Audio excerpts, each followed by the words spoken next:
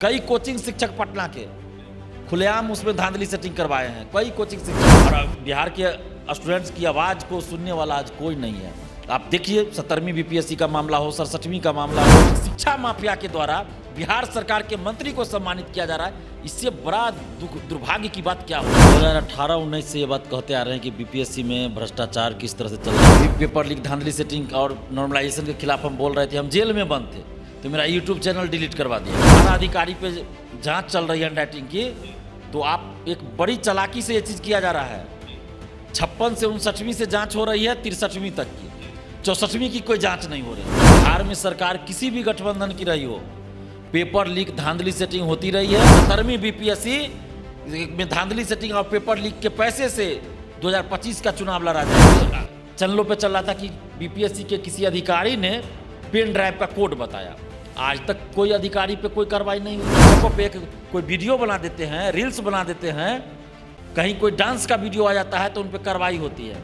लेकिन बिहार में आईएएस अधिकारी, आईपीएस अधिकारी, बिहार की महिला दरोगा अश्लील गाना पे डांस करे, वर्दी में डांस करे, रील्स बनाए तो कोई कार्रवाई नहीं होती। बिहार के लोग तो इसमें शामिल हैं, बिहार से बाहर के लोग, यूपी के, झारखंड के, कई और राज्यों के लोग भी यहाँ आके पेपर लीक, धांधली सेटिंग के गिरोह में शामिल है। ये आंदोलन करते हैं, बहुत लोग आते हैं, फोटो खिंचवाते हैं, हम नहीं जानते कौन क्या है। बिहार में बीपीएससी के द्वारा लगातार बहाली की जा रही है, लेकिन भ्रष्टाचार के आए दिन आरोप लगते हुए नजर आते हैं। ऐसे में एक बार फिर से यूयू ने जिस तरीके से खुलासा किया है, उसके बाद देखिए कई तरह के प्रश्न चिन्ह बिहार के बीपीएससी जैसे परीक्षा पर उठने लगे हैं। मामला जो है देखिए बीपीएससी के द्वारा लगातार बहाली किए जाने को लेकर का है। ऐसे में कई सारे ऐसे अधिकारी जो बिहार में पहले से बहाल है, उनके ही परिवार के लोग, कोई भाई, कोई भतीजा, तो कोई बहनोई जो है बिहार में बड़े बड़े पद पे बैठा है। कोई डीओ, कोई डीसीएलआर, तो कोई कहीं ना कहीं सीओ के पद पे तैनात है, कोई डीएसपी है।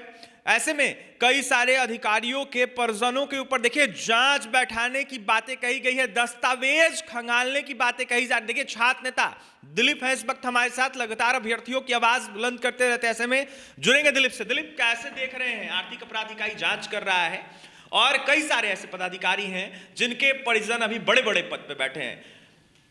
पूर्व अध्यक्ष भी हैं कुछ, जिनके परिजन जो हैं वो कहीं ना कहीं देखा जाए तो अभी बहाल हैं, डीसीएलआर हैं, कुछ हैं। कैसे देख रहे हैं, क्या कहेंगे?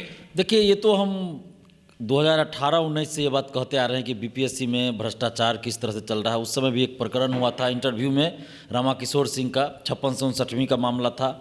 और उस समय जब हम आवाज़ उठाए तो मेरा फेसबुक अकाउंट जो है हैक करवा दिया गया। उसके बाद अभी देखिए, अभी पेपर लीक, धांधली सेटिंग और नॉर्मलाइजेशन के खिलाफ हम बोल रहे थे। हम जेल में बंद थे तो मेरा यूट्यूब चैनल डिलीट करवा दिया गया। तो हम शुरू से ये कहते रहे हैं कि बिहार में सरकार किसी भी गठबंधन की रही हो, पेपर लीक, धांधली सेटिंग होती रही है। और बड़े बड़े शिक्षा माफियाओं को, जिसमें बड़े बड़े कोचिंग शिक्षक हैं, अधिकारी हैं, नेता हैं, उनको बचाया जाता रहा है। और सत्ता पक्ष हो या विपक्ष, सभी आपस में मिले हुए हैं इस मामले में। आज आप बताइए, बार बार ये बात अखबारों में खबर छपती है कि कुछ अधिकारी का जांच चल रहा है, हैंडराइटिंग मिलाया जा रहा है। ये कब तक जांच चलेगा भाई? 2022 से ये जांच चल रही है कि कुछ अधिकारी जो हैं उनका मेंस की कॉपी में हेरफेर लग रहा है, हैंडराइटिंग मैच करवाया जा रहा है। तो कब तक ये जांच आखिर चलेगी? इससे जाहिर होता है कि सरकार का दबाव है कि भाई इन लोगों को नहीं पकड़ा जाए, कोई कार्रवाई नहीं हो, सिर्फ नाम के लिए हो रहा है कि काम चल रहा है, काम चल रहा है। अब TRE 3 पेपर लीक के समय देखिए आया था, न्यूज चैनलों पर चल रहा था कि बीपीएससी के किसी अधिकारी ने पेन ड्राइव का कोड बताया। आज तक कोई अधिकारी पे कोई कार्रवाई नहीं हुई। 67वीं बीपीएससी में आया था कि भाई बीपीएससी ऑफिस से मेंस की कॉपी बाहर ले जाकर लिखवाई गई, OMR शीट PT का बाहर ले जाकर रंगवाया गया। आज तक किसी कर्मचारी, किसी अधिकारी पे कोई कार्रवाई नहीं हुई। तो फिर कॉपी अंदर से बाहर, बाहर से अंदर कैसे आ गया है? स्ट्रांग रूम से कौन बाहर किया, ताला कौन खोला? तो ये तो बड़ा अजीब लगता है बिहार में चल क्या रहा। और वही बीपीएससी परीक्षा करवा रही है तो कैसे भरोसा करे भाई? अभी 17वीं बीपीएससी का देख रहे हैं, पेपर लीक का चल रहा है मामला। तो जब सरकार में जो लोग हैं, नेता है, मंत्री है, विधायक है, सांसद है, वही लोग जब पेपर लीक में संलिप्त रहे और वही लोग जब संरक्षण दे शिक्षा माफियाओं को, तो आप समझ सकते हैं कि क्या हासिल होगा। और बिहार के युवाओं के सपनों को बेचा जा रहा है, उनके कैरियर को बेचा जा रहा है, उनके भविष्य को बेचा जा रहा है। और बिहार के स्टूडेंट्स की आवाज़ को सुनने वाला आज कोई नहीं है। आप देखिए 17वीं बीपीएससी का मामला हो, 67वीं का मामला हो, सीजीएल का मामला हो, बीएसएससी का, दरोगा सिपाही, सब में ये खेल चल रहा है। और अब तो बिहार सरकार की जांच एजेंसी ये कह रही है कि भाई 18 अधिकारियों पे कि भाई उनका हैंड राइटिंग नहीं मैच कर रहा है। इस तरह का कुछ आ रहा है ना कि हैंड राइटिंग मैच करवाया जा रहा है, उन पे संदेह है, और वो जॉब कर रहे हैं। सबसे बड़ी बात है कि जॉब में है। आप समझिए कि कितना घोटाला कर रहा होगा, कितना वो प्रभावित कर रहा होगा, और भी सेटिंग करवा रहा होगा, कर रहा होगा। तो कम से कम उसको तो तत्काल सेवा से आप बाहर रखते, निलंबित करके रखिए या ऐसे सल्टिंग में डाल के रखिए, जैसे रखना है रखिए। लेकिन वो आदमी कोई डीएसपी है, कोई एसडीओ है, कोई बीडीओ है, और उस पर जांच चल रही है। बड़ा अजीब लगता है। अगर आप दूसरे मामले में देख लीजिएगा तो थोड़ा सा आरोप लगता है तो पहले उसको पद से तत्काल ये कर दिया जाता है कि कोई कार्य न करे। शिक्षक पे आप देखिए, बिहार में शिक्षकों पे एक कोई वीडियो बना देते हैं, रील्स बना देते हैं, कहीं कोई डांस का वीडियो आ जाता है तो उन पर कार्रवाई होती है। लेकिन बिहार में आईएएस अधिकारी, आईपीएस अधिकारी, बिहार की महिला दरोगा अश्लील गाना पे डांस करे, वर्दी में डांस करे, रील्स बनाए तो कोई कार्रवाई नहीं होती है। मैं कई महिला दरोगा का उदाहरण दे सकता हूं जो भोजपुरी अश्लील गाना पे डांस कर रही है, रील्स बना रही है, और पटना के एकदम शहरी इलाके में थाना में मौजूद है, वो उनकी ड्यूटी लगी हुई है। अब आप सोच लीजिए कि कहां तक का खेल चल रहा होगा, कितना राजनीतिक संरक्षण होगा। और क्या वैसी महिला दरोगा अपने मेरिट से आई है, दरोगा बनी है, या फिर सेटिंग से आई है? बिहार में आप देख लीजिए कितना दरोगा, डीएसपी, बिहार पुलिस, जिसका हाइट आप देखिएगा ना, हाइट तो आपको देखने से लग जाएगा कि जितना हाइट मांगा जा रहा है उतना तो उसका हाइट नहीं है। कैसे दरोगा सिपाही बन गया? अगर जांच हो जाए, सबका हाइट न पा लिया जाए तो पता चल जाएगा कि हाइट के मामले में भी कितना सेटिंग हुआ है। बिहार दरोगा में, बीपीएससी में 64वीं बीपीएससी, 67वीं बीपीएससी, रैंक घोटाला, पद घोटाला, क्या क्या घोटाला हुआ है। आज अभी भी आप देखिएगा अखबार में जो खबर छपी थी कि 18 अधिकारी पे जांच चल रही है हैंडराइटिंग की, तो आप एक बड़ी चालाकी से ये चीज़ किया जा रहा है। 56 से 59वीं से जांच हो रही है, 63वीं तक की, 64वीं की कोई जांच नहीं हो रही है। सबसे ज़्यादा आरोप अभी तक के बीपीएससी के इतिहास में 64वीं पे हम लोग लगा रहे हैं कि 64वीं बीपीएससी में सबसे ज़्यादा घोटाला हुआ है। लेकिन 64वीं बीपीएससी के बारे में कोई खबर नहीं आ रही है, कोई जांच नहीं हो रही है। तो बड़ा अजीब लग रहा है। 64वीं बीपीएससी में मैं आज भी कर रहा हूँ, रैंक घोटाला हुआ है, 66वीं में रैंक घोटाला हुआ है, 64वीं में रैंक घोटाला हुआ है, और 64वीं में तो खुलेआम घोटाला हुआ है। कई कोचिंग शिक्षक पटना के खुलेआम उसमें धांधली सेटिंग करवाए हैं। कई कोचिंग शिक्षक, आईएएस अधिकारी, नेता सब शामिल है। लेकिन कार्रवाई करेगा कौन? दिलीप कुमार तो कार्रवाई नहीं कर सकता है। हम तो सिर्फ खुलासा कर रहे हैं, हमारे पास तो पावर नहीं है कि हम कार्रवाई करेंगे। लेकिन जिनके पास पावर है वो लोग तो बचा रहे हैं, सत्ता पक्ष हो या विपक्ष हो। विपक्ष में भी देखिए कोई लोग नहीं बोलने वाले हैं। आज इतना 70वीं बीपीएससी को लेके, पेपर लीक को लेकर इतना नौटंकी किया पॉलिटिकल पार्टी के नेताओं ने, नौटंकी हम कह रहे हैं। लेकिन किसी भी नेता ने उस मंत्री का नाम नहीं लिया, उस नेता का नाम नहीं लिया जो पेपर लीक में संलिप्त है, जो पेपर लीक कराने वाले को संरक्षण देता है, जो पेपर लीक कराने वाले को टिकट देता है, उसकी बीवी को टिकट देता है, उसकी बहन को टिकट देता है, उसकी माँ को टिकट देता है। किसी भी नेता का नाम नहीं लिया, न ही उसका विरोध किया। क्यों? क्योंकि सभी नेता शामिल है इसमें, टिकट देते हैं, अपने पार्टी में सदस्यता देते हैं। क्यों देते हैं? फंडिंग करता है ये लोग। बिहार में कोई उद्योग तो है नहीं जहां से इनको फंडिंग होगा। पॉलिटिकल पार्टी को, नेता को चुनाव लड़ने के लिए फंडिंग कहाँ से होगा? यहाँ कोई फैक्ट्री है नहीं, दिल्ली में फैक्ट्री है तो पार्टी सबको फंडिंग करता है बिजनेसमैन। बिहार में कौन है जो बिजनेसमैन? तो ऐसा है नहीं, फैक्ट्री है नहीं, तो पैसा आएगा कहाँ चंदा चुनाव में? तो उद्योग लग गया बिहार में। इन नेताओं ने उद्योग जो लगना चाहिए वो उद्योग नहीं लगाए, फैक्ट्री नहीं लगाए। जो फैक्ट्री पहले से चल रही थी उसको बंद कर दिया। यहाँ से पलायन हो गया। पूरे देश में, विश्व में यहाँ के लोग बिहार के जा रहे हैं, मजदूरी कर रहे हैं। लेकिन बिहार में इन लोगों ने फैक्ट्री लगा दिया धांधली सेटिंग का, पेपर लीक का। बिहार के लोग तो इसमें शामिल हैं, बिहार से बाहर के लोग, यूपी के, झारखंड के, कई और राज्यों के लोग भी यहाँ आके पेपर लीक धांधली सेटिंग के गिरोह में शामिल है। और आप देखिएगा बड़े लोगों को बचाया जाता है। पटना के 3 कोचिंग शिक्षक का नाम आ रहा है, बार बार ये खबर छपती है अखबार में। आर्थिक अपराध इकाई ने भी प्रेस कॉन्फ्रेंस करके कहा। लेकिन सबसे बड़ा सवाल है कि ये 3 कोचिंग शिक्षक हैं कौन, उनका नाम क्यों नहीं उजागर कर रहे, उस पर कार्रवाई क्यों नहीं करे? भाई कितना दिन तक जांच चलेगा? 1 साल से हम सुन रहे हैं 3 कोचिंग। हम तो 2018-19 से कह रहे कि पटना के कुछ कोचिंग शिक्षक पेपर लीक में संलिप्त रहते हैं, धांधली सेटिंग में संलिप्त रहते हैं। आज आर्थिक अपराध इकाई ने भी कह दिया। लेकिन कार्रवाई कब होगी? क्यों नहीं कार्रवाई हो रही है? क्योंकि सरकार का दबाव है, सरकार नहीं चाहती है कार्रवाई करना। डीएसपी पर भी आरोप लगा था, कुछ दिन के लिए जेल भी वो गए थे, अब बाहर है जेल के, उनके भाई और उनके कुछ लोग हैं, उनको लेकर भी आपने सवाल काफी ज्यादा उठाया था हमारे चैनल के माध्यम से। जी, जो अपने भाई को बना दिया, बहनोई को बना दिया, मतलब पहले बना दिया उसके बाद उसको बहनोई बना लिया, बहुत सारी बातें उसमें आई है।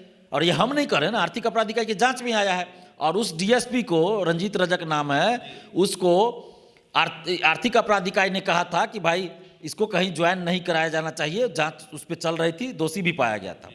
जीतन राम मांझी जी मुख्यमंत्री थे, उन्होंने उनको ज्वाइन करा दिया, ज्वाइन करवा दिया डीएसपी के पद पर, जीतन राम मांझी जी।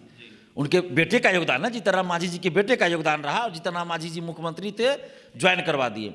जब तारकिशोर प्रसाद जी उप मुख्यमंत्री थे बीजेपी के, तो उन्होंने उनके पेट्रोल पंप का उद्घाटन किया। जिस आदमी पे पेपर लीक का आरोप लगा है, केस चल रहा है, उस आदमी के पेट्रोल पंप का उद्घाटन बिहार सरकार के उप मुख्यमंत्री कर रहे हैं। जो आदमी 67वीं बीपीएससी पेपर लीक और कई पेपर लीक का मास्टरमाइंड बताया गया बिहार सरकार के जांच एजेंसी के द्वारा, गया का ये शक्ति कुमार, उसके स्कूल या जो भी कॉलेज है उसको नीलामी करने की बात हो रही थी, बहुत सारा मामला आया, अखबारों में कई बार खबर छपी, अशोक चौधरी के साथ उसका फोटो छपा हुआ है अखबार में। उस शक्ति कुमार के द्वारा एनडीए के कार्यकर्ता सम्मेलन में बीजेपी के प्रदेश अध्यक्ष दिलीप जायसवाल, और ये दिलीप जायसवाल प्रदेश अध्यक्ष भी है बीजेपी के, बिहार सरकार में मंत्री भी है, और उनको वो शक्ति कुमार सम्मानित कर रहा है। इससे भी बड़ा मतलब क्या बोले हम, बिहार जैसे लोकतांत्रिक राज्य और ज्ञान की धरती बिहार रही है, वहां पे एक शिक्षा माफिया के द्वारा बिहार सरकार के मंत्री को सम्मानित किया जा रहा है। इससे बड़ा दुर्भाग्य की बात क्या होगी। और यहाँ स्टूडेंट्स, कुछ जो स्टूडेंट जो राजनीतिक चेहरा चमकाना चाहते हैं, राजनीतिक पार्टियों से चंदा ले लेते हैं, पैसा ले लेते हैं, बिक जाते हैं, आंदोलन को बेच देते हैं, वैसे लोग जाके नेताओं के साथ जाके आंदोलन को 17वीं बीपीएससी को बेच देते हैं। मैं ऐसे ही नहीं बोलता हूं कि नेता को आंदोलन में मत आने दीजिए, ऐसे नहीं बोलता हूं, मैं उदाहरण दे रहा हूं। उस नेता के पास आप जा रहे हैं कि पेपर लीक के खिलाफ आंदोलन में हमारा साथ दीजिए, वो नेता आपका साथ देगा? दिलीप जायसवाल साथ देंगे? अशोक चौधरी साथ देंगे? कभी नहीं देंगे। जीतन राम मांझी साथ देंगे? नहीं देंगे। चिराग पासवान साथ देंगे? वो तो टिकट दे रहे हैं, शिक्षा माफिया की बीवी को, शिक्षा माफिया की मां को टिकट दे रहे हैं, वो कैसे साथ देंगे? तेजस्वी यादव जी साथ देंगे? नहीं देंगे। उनके सरकार में सारे लोग बाहर आ गए, 67वीं पेपर लीक के सभी लोग बाहर आ गए, चार्जशीट ही दाखिल नहीं किया गया समय सीमा के अंदर, सब लोग बाहर हो गए। और आश्चर्य की बात है उसके बाद भी उस पर कोई कार्रवाई नहीं होती है। 2 साल से ज्यादा बीत गया समय, 2.5 साल हो गया, 2022 की घटना है, 2025 आ गई। तो सभी पार्टी जो है, सत्ता पक्ष विपक्ष में बार बार कह रहा हूं कि शामिल है, शिक्षा माफिया को बचा रही है। और वैसे लोगों के पास ये लोग जा रहे हैं कि भाई हमारे आंदोलन में आइए, तो पेपर लीक के खिलाफ आंदोलन करें तो सफल कैसे आंदोलन होगा? माफियाओं के साथ तस्वीरें मंत्रियों की, मंत्री सम्मानित करते हैं, पेट्रोल पंप का उद्घाटन करते हैं, तो क्या वो भी मंत्री इसमें शामिल हो सकते हैं? ये तो जांच का विषय है, जांच होना चाहिए कि शामिल है या फिर उनको संरक्षण दे रहे हैं, उनके बदले उनको चुनाव में फंड मिल रहा है, क्या हो रहा है, नहीं हो रहा है, तो जांच होना चाहिए। और जाहिर सी बात है, आज जिनके बारे में मान लीजिए नहीं पता है, तो चलिए वो मेरे साथ भी फोटो खिंचवा सकते हैं, हम भी आंदोलन करते हैं, बहुत लोग आते हैं फोटो खिंचवाते हैं, हम नहीं जानते कौन क्या है। लेकिन जिसके बारे में पता है, अखबार में आ गया, न्यूज चैनलों पे आ गया कि भाई इस पे आरोप लगा है, जेल गया हुआ है, वैसे व्यक्ति के द्वारा आप सम्मानित हो रहे हैं, वैसे व्यक्ति को आप टिकट दे रहे हैं, तो इसका क्या मतलब समझा जाए? ऐसे तो नहीं दे रहे हैं आप, आपको पैसा मिल रहा है, या फिर आप भी उस पेपर लीक में संलिप्त है। ये दोनों बात हो सकती है, या कोई एक बात तो जरूर होगी। वो तो साधु तो है नहीं, संत तो है नहीं ना। यहाँ कितने अच्छे लोग को लोग टिकट देते हैं? नहीं देते हैं। पैसा पे टिकट मिलता है, सबको पता है। लोकसभा चुनाव में पैसे का इस्तेमाल, पेपर लीक के पैसे का इस्तेमाल हुआ। इस 2025 विधानसभा चुनाव में बीपीएससी 17वीं पेपर लीक और धांधली सेटिंग के पैसे का इस्तेमाल होने जा रहा है, और कम से कम 10 शिक्षा माफिया चुनाव लड़ेंगे। मैं अभी बोल रहा हूँ, 6 महीना पहले भी मैंने ये बात कही थी कि 17वीं बीपीएससी में धांधली सेटिंग और पेपर लीक के पैसे से 2025 का चुनाव लड़ा जाएगा। 17वीं में भी पूरे तरीके से धांधली सेटिंग बिल्कुल हो रही है, बिल्कुल हो रही है। और स्टूडेंट आंदोलन भी कर रहे हैं। देखिए, हमने कहा भी था कि राजनीतिक पार्टियों से दूर रहिए, कोचिंग शिक्षकों से दूर रहिए, क्योंकि कोचिंग शिक्षक तो मिले हुए हैं बहुत सारे, 90% कोचिंग शिक्षक इस सब मामले में रहते हैं। और वैसे शिक्षक को आप बुला रहे हैं जिसपे पेपर लीक का आरोप आप ही लोग लगा रहे हैं, और आप ही लोग आंदोलन में बुला रहे हैं। तो ये बड़े दुर्भाग्य की बात है। बिहार की स्थिति आज ऐसी हो गई है कि बिहार में एक ऐसी फैक्ट्री लग गई है जिस फैक्ट्री को बंद करने में बहुत परेशानी होगी। बहुत मतलब दृढ़ इच्छा शक्ति वाला आदमी चाहिए, वही बंद करवा सकता है। जो फैक्ट्री चल रही थी जिसमें रोजगार युवाओं को मिल रहा था, बिहार की गरीब जनता को मिल रहा था, उस फैक्ट्री को इन लोगों ने बंद करवा दिया और यहाँ के लोग पलायन कर गए। दिल्ली, मुंबई, विश्व के अलग अलग, भारत के साथ साथ विश्व के अलग अलग देशों में भी मजदूरी करने के लिए, और यहाँ जो है फैक्ट्री लगा दिया गया पेपर लीक धांधली सेटिंग का, और युवाओं के कैरियर को, सपनों को, नौकरी को बेचा जा रहा है। बिहार में पेपर लीक धांधली सेटिंग का फैक्ट्री लग गया है और कहीं ना कहीं भविष्य युवाओं का और उनके भविष्य के साथ तमाम अनेक चीज़ों को बेचा जा रहा है। बिल्कुल उचित नहीं हो रहा है। छात्र तदलीफ थे, देखिए इस वक्त हमारे साथ, जहां धांधली सेटिंग का पोल खोल रहे थे, कई सारे मंत्रियों का नाम ले रहे थे, इसके साथ ही जांच का विषय कह रहे थे, या साफ तौर पर इनका कहना है कई सारे बड़े अधिकारी हैं जो बिहार में बड़े बड़े पद पे बैठे हैं, कुछ अध्यक्ष हैं, कुछ राजनीतिक पार्टियां से आते हैं, वो भी लोग संलिप्त हैं और कहीं ना कहीं इन लोगों के द्वारा देखिए लगातार जो है धांधली सेटिंग करवाया जा रहा है। इसके साथ ही देखिए राजनीतिक पार्टियों से ये लोग जुड़े हुए और कहीं ना कहीं चुनाव लड़ने की बात कर रहे हैं। दिलीप और भी कुछ कहना चाहते हैं? देखिए बीपीएससी में एक परीक्षा नियंत्रक थे बीपीएससी के, अमरिंदर कुमार, उन पे जब हम लोग आरोप लगाए तो आंदोलन किए बहुत, तो प्रेशर में सरकार ने बीपीएससी से हटा दिया और बीएसएससी से 13,000 लगभग 13,000 पदों पे वैकेंसी आई पिछले साल, 2023 में ही वैकेंसी आई, अभी तक उसकी परीक्षा नहीं हुई।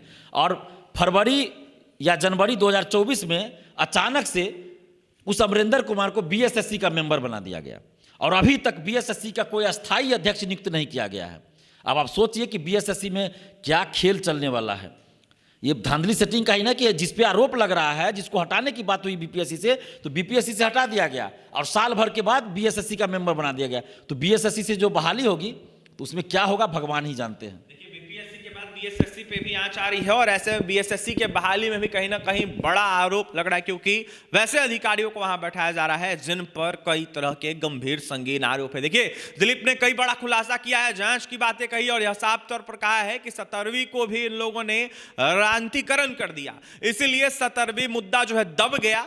जो इसमें घोटाले की कमाई का जो पैसा है उसको कहीं ना कहीं आने वाले 25 के चुनाव में यूज किया जाएगा। बड़ा सवाल है, कहीं ना कहीं जांच का विषय हम भी ये कहेंगे। देखने वाली बात यह होगी आर्थिक अपराध इकाई के जांच के बाद क्या कुछ बातें सामने निकल के आती है। फिलहाल छात्र नेता दिलीप को आप सुन रहे थे और भी तमाम खबरों के लिए NBC 24 के साथ बने रहें। कैमरे के पीछे हमारे सहयोगी सुधांशु हैं। बहुत बहुत